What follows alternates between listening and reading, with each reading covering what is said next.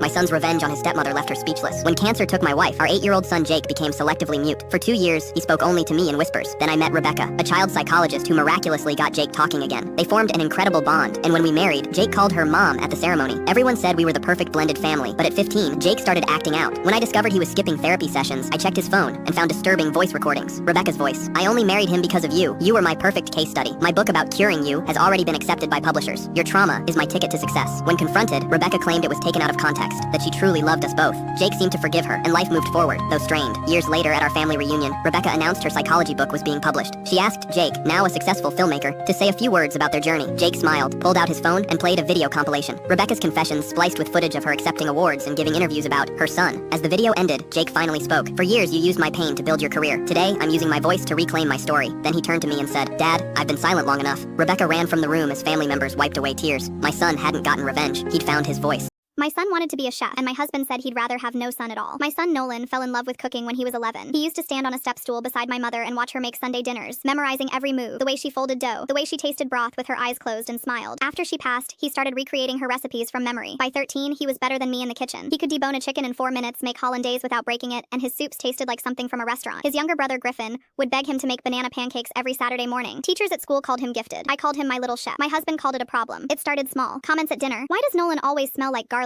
Then jokes in front of relatives. Our son thinks he's Julia Child. Nolan laughed it off. But one Thanksgiving, Nolan offered to cook the entire meal himself. 16 years old, volunteering to feed 22 people. I said yes. My husband pulled me into the hallway. You're letting him embarrass himself in front of the whole family. People are going to talk, I told him. People would be grateful. He shook his head. A boy his age should be out playing sports, not bent over a stove like a housewife. Nolan cooked everything. Turkey brined for 2 days, homemade stuffing, cranberry glaze, sweet potato casserole, 3 pies from scratch. My mother-in-law said it was the best Thanksgiving meal she'd ever had. My husband didn't touch a single dish. He ordered pizza and ate it alone in the garage. After that, things escalated. My husband signed Nolan up for football without telling him. Nolan went to 2 practices, hated every second, and quit. My husband canceled his cooking magazine subscription. When Nolan saved up $60 mowing lawns to buy a French cookbook, my husband returned it and used the money toward a baseball glove that sat untouched in the closet. He threw away Nolan's spice collection, 8 jars bought with birthday money. Nolan stopped talking at dinner. He'd sit there, staring at his plate, eating whatever I made without tasting it. The boy who used to spend hours seasoning and perfecting now treated food like cardboard. My husband smiled. See, he's moving on. He wasn't moving on. I found Nolan one night on the bathroom floor watching a French cooking documentary with the screen dimmed so no one would see the light under his door. Then Nolan's culinary arts teacher, Mrs. Whitfield, called. The city was hosting a junior chef showcase, sponsored by 3 local restaurants. She wanted Nolan to represent the school. The winner would cook alongside a professional chef at a fundraiser gala and receive a full scholarship to a summer culinary institute.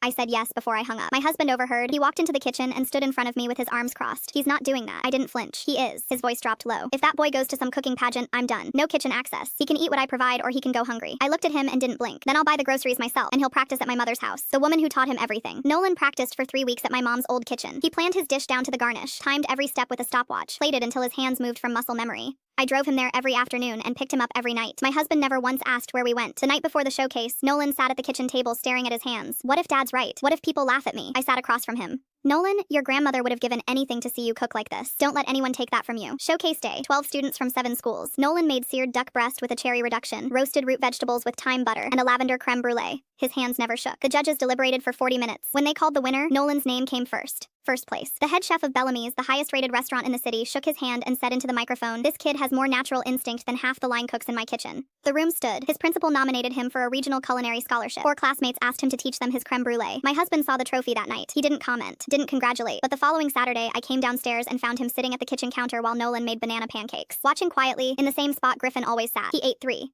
My girlfriend texted, "I'm flying to meet my online boyfriend for Valentine's," so I canceled her credit cards and left her stranded at the airport. Got the text at 11 a.m. on February 12th while at work. Madison and I had been together 4 years, living together for 2. The text read, "Hey babe, just so you know, I'm flying out to meet Derek this afternoon. He's my online boyfriend. We've been talking for 6 months. Need to spend Valentine's with someone who actually gets me." I stared at my phone, then typed back, "What? You heard me. Derek understands me emotionally in ways you never could. You're too controlling anyway." Controlling because I asked her to contribute to rent after being unemployed for 8 months. Here's the kicker. She was using my credit card to book the flight. I could see the pending charge, $487 to the airline. I didn't respond. Instead, I called my credit card company, reported the card lost, removed her as an authorized user, changed my passwords, and removed her phone line. 20 minutes, done. 2 hours later, unknown number. "What did you do?" Madison's voice, near hysterical. "Where are you calling from?" "A payphone at the airport. My card got declined. They wouldn't let me board. I canceled the cards. You're going to meet your boyfriend. Why would I pay for that?" "Because I don't have any money." "Then maybe don't plan trips to meet other men. Derek isn't just another man. We have a deep emotional connection. You only care about stupid adult stuff. I laughed. Stupid adult stuff? Like keeping a roof over your head? This is abusive. I'm stuck here. Call Derek. I'm sure he'll help. He can't. He's between jobs. Of course. That night, she showed up with her sister Brittany. I'd changed the locks. Watching them try the key through my Ring doorbell was something. What kind of man leaves a woman stranded? Brittany yelled. The kind whose girlfriend was flying to meet another man on his credit card. I'd already packed Madison's stuff. 5 boxes, 2 suitcases in the hallway. Where am I supposed to go? Madison wailed. Derek's? Derek lives with his mom in another state. Shocking. Valentine's Day. Madison posted. When you find out your ex is a narcissistic abuser who abandoned you at the airport. Some men can't handle strong, independent women. Half her friends asked, wait, didn't you have an online boyfriend? Madison's mom called me. What's this about you making Madison homeless? Did she tell you about Derek? Who's Derek? I forwarded her the original text. Long pause. That little, and she told me you were cheating. Nope, just paying her bills while she sexted some unemployed dude online. Jesus Christ, I raised an idiot. That afternoon, Derek texted, hi, this is Derek. We should talk man to man. No thanks, you can have her. You don't understand our connection. You going to buy her that plane ticket? No response. Then came the best part. I sent Derek screenshots of Madison's texts about their deep romantic connection. His response, what the fuck? She said you were separated. She said she was single. I have a girlfriend. You have a girlfriend and you've been talking to Madison for 6 months? We play the same online game. My girlfriend knows about her. Does your girlfriend know Madison thinks you're together? An hour later, Madison called screaming, you ruined everything. Derek blocked me. He has a girlfriend, Madison. That's just someone he plays games with. No, that's his actual girlfriend of 2 years. You're the side chick who wasn't even a side chick. I am not a side chick. You're right. Side chicks know they're side chicks. You're just delusional. Brittany kicked her out after Madison borrowed Brittany's credit card for a shopping spree. Madison moved back with her parents, who gave her an ultimatum. Get a job or get out. She got a job at a coffee shop. Lasted 4 days before getting fired for showing up 2 hours late because mornings are hard. Her parents started charging her rent. She posted, living with toxic parents who charge their own daughter rent. This is late-stage capitalism. Her mom commented, late-stage capitalism is your father and I working full-time in our 50s, while you complain about working 30 hours a week. Madison texted one last time, I see you've moved on. I hope you're happy. Madison, you replaced yourself 6 months ago with Derek. I'm just accepting your resignation.